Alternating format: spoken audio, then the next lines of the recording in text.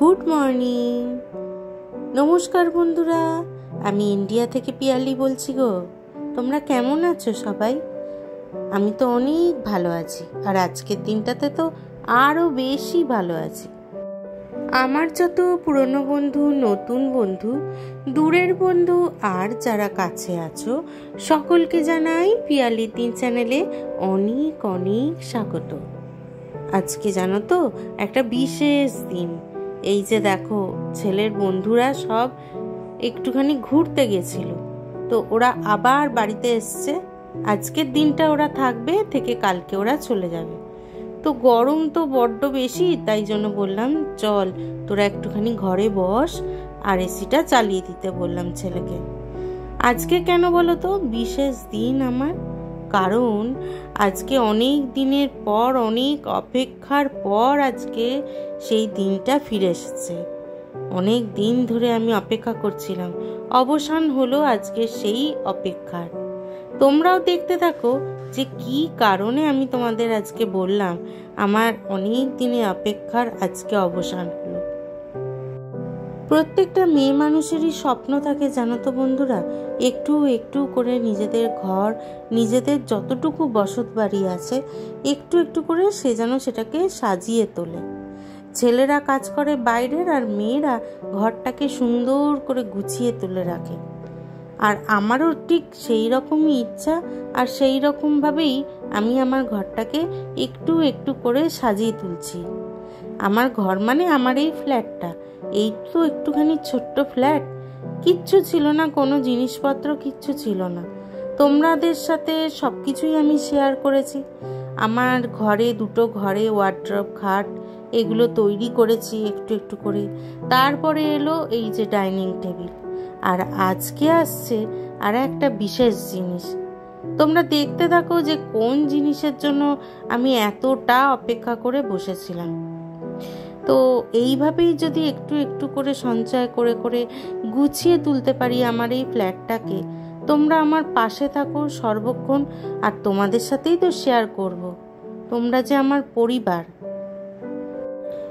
আজকে যে জিনিসটা আমার বাড়িতে আসছে, সেটার জন্য আমি অনেক দিন ধরে অপেক্ষা করে রেখেছিলাম জানো তো বন্ধুরা। তো সেই জন্যই আজকে এই প্রস্তুতিগুলো চলছে।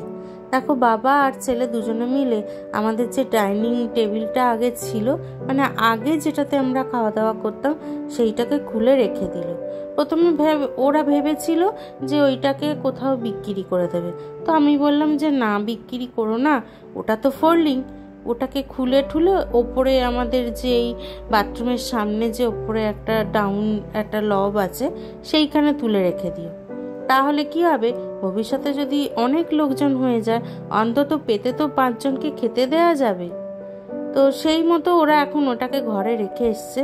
আর ওই জায়গাটাকে দেখতে পাচ্ছ, ওই ডাইনিংয়ের ওই জানলার দিকটা, ওইখানটা ফাঁকা করে নিচ্ছে। বেশ কদিন ধরে চললো বৃষ্টি, আর এত জল কাদা রাস্তায় জমে গেছিল যে কি বলবো। কিন্তু এখন এই কদিন বৃষ্টির পরে আজকে যা গরম পড়েছে, উফ, থেকে থেকেই জল তেষ্টা পেয়ে যাচ্ছে, আর তেমনি যাচ্ছে কারেন্ট। কি বলবো বলো তো তোমাদের। আর এদিকে দেখো, রান্না তো কিছুটা হয়ে গেছিল, আর ঝিনুমুনি ওই যে বন্ধুরা এসছে না, সেই ওদের সাথেই ওই ঘরে গিয়ে ঢুকে বসে আছে। তো রান্না বান্নাগুলো একটুখানি ঠিক করে ঘরের মধ্যে, রান্নাঘরের মধ্যে রেখে দিলাম। এখনো পর্যন্ত যেটা আসার কথা, সেটা নিচ থেকে ওপরের দিকে আসেনি। তো সেটার জন্যই সবাই মিলে আমরা অপেক্ষা করছি। একবার করে ঘরের ভেতর যাচ্ছে ওর বাবা, আবার ভেতরে বাইরে চলে আসছে, আমিও তাই করছি। অধীর অপেক্ষায় বসে আছি, কখন আসবে আমার সেই জিনিস। বেশিক্ষণ আর এক ফোঁটা দাঁড়িয়ে থাকতে পারলাম না, ক্লান্ত হয়ে বসে পড়লাম চেয়ারে, আর দেখতে থাকলাম যে কিভাবে জিনিসগুলো একে একে ঘরের মধ্যে আসছে। নতুন কোনো জিনিস আসলে সত্যি কত মজা লাগে, তাই না বন্ধুরা? তোমরা প্রত্যেকেই নিশ্চয়ই যখন তোমাদের বাড়িতে বা ঘরে বা ফ্ল্যাটে কিছু না কিছু আসে, তখন তোমাদের খুব আনন্দ হয় না? জানো তো, আজকেও না ঠিক আমার সেই রকমই আনন্দ হচ্ছে। যতই হোক, একটু একটু করে তৈরি করতে, নিজের চোখের সামনে নিজের সংসার গুছাতে কোন মেয়ের না ভালো লাগে বলো তো? তাহলে দেখো, তোমাদেরকেও আমি দেখাই। এই যে জিনিসটা এসে গেছে, এটা হচ্ছে আমার ঘরের সোফা।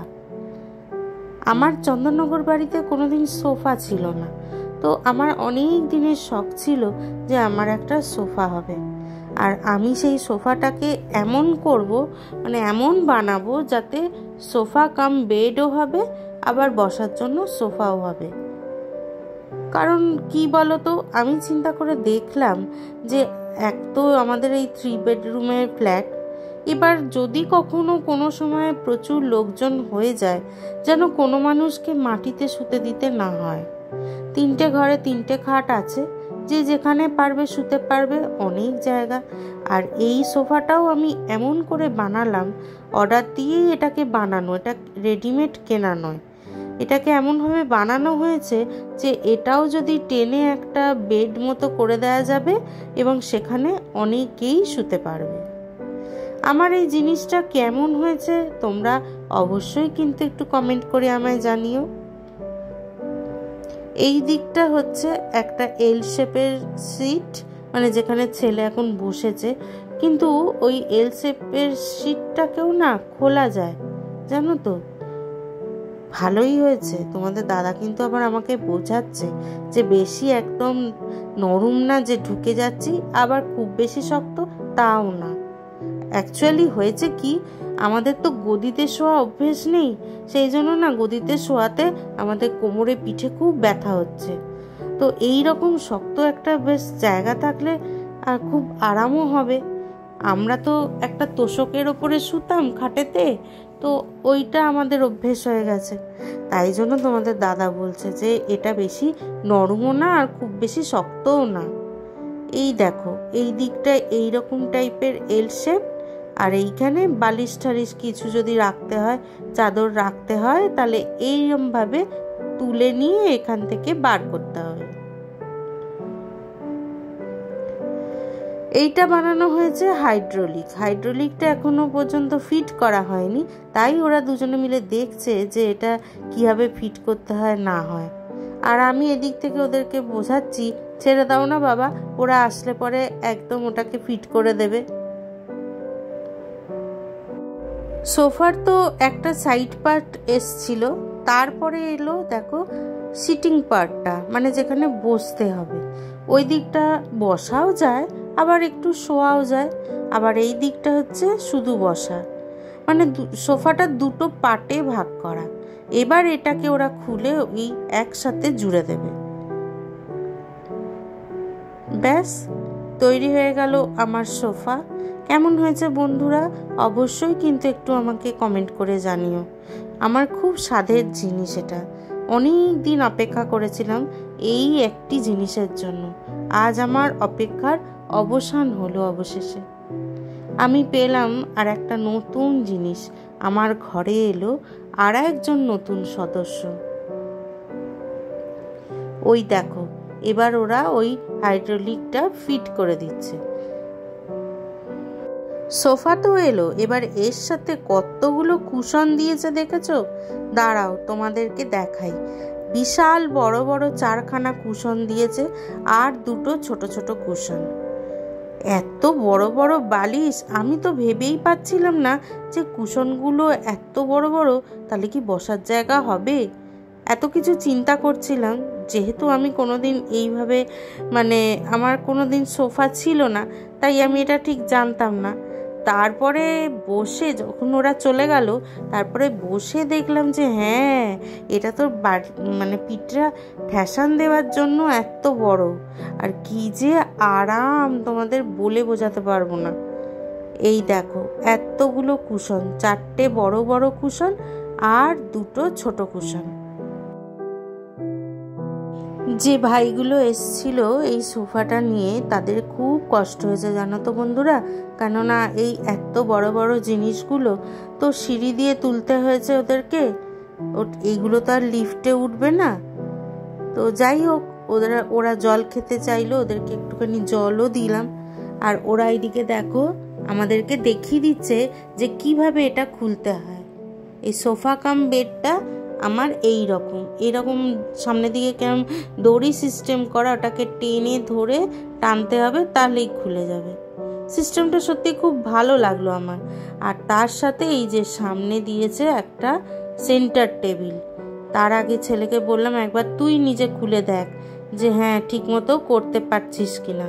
তো খুলে দেখলো, এবার টেনে দেখছে যে না পেরেছে। মানে এটা কি বলো তো, করতে করতে অভ্যেস হবে, হঠাৎ করে তো হবে না, করতে করতে অভ্যেস হবে। আর আমি জানো তো বন্ধুরা, ফাঁকতালে জেনে নিচ্ছিলাম যে আমার মতো এত বড় হেভি ওয়েট ওই সোফাতে গিয়ে শুলে পরে ভেতর থেকে ভেঙে পড়ে যাব না তো। তাই এই ভাইটা বলছিল না না আপনি পড়বেন না। যাই হোক, এই তো হয়ে গেল সোফা। আর তার সামনে দেয়া হচ্ছে এই যে সেন্টার টেবিল। টেবিলের ওপরে একটা রয়েছে কাঁচ, মোটা মতো কাঁচটা। তো আমি জিজ্ঞেস করছিলাম যে কাঁচটা তো লুজ, মানে জাস্ট বসানো, ওটা আবার পড়ে যাবে না তো? তো ওরা বলল যে না না এগুলো পড়বে না, এত ভারী কাঁচ তো পড়বে না। তো ওদের রুলস অনুযায়ী ওদের বোধহয় দোকানে দিতে হয়। তো ছেলেকে বললো একটু বসতে, একটা ফটো তুলবে। তাই আমার ছেলে কি একটু বসলো, আর ওরা ওদের মোবাইল থেকে একটা ফটো তুলে নিল। তো চলো বন্ধুরা, আজকে দেখলে তাহলে আমার এই এতদিনের অবশেষে কোন জিনিস, কোন নতুন সদস্য আমার ফ্ল্যাটে আজকে এলো। আজ তোমাদের সাথেও সেটা আমি শেয়ার করলাম। আমার ভিডিওটা বন্ধুরা আজকে এই পর্যন্তই রইল।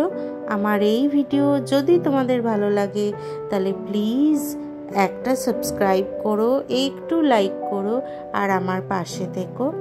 আর যারা যারা অলরেডি সাবস্ক্রাইব করেছো তাদের অনেক অনেক ধন্যবাদ।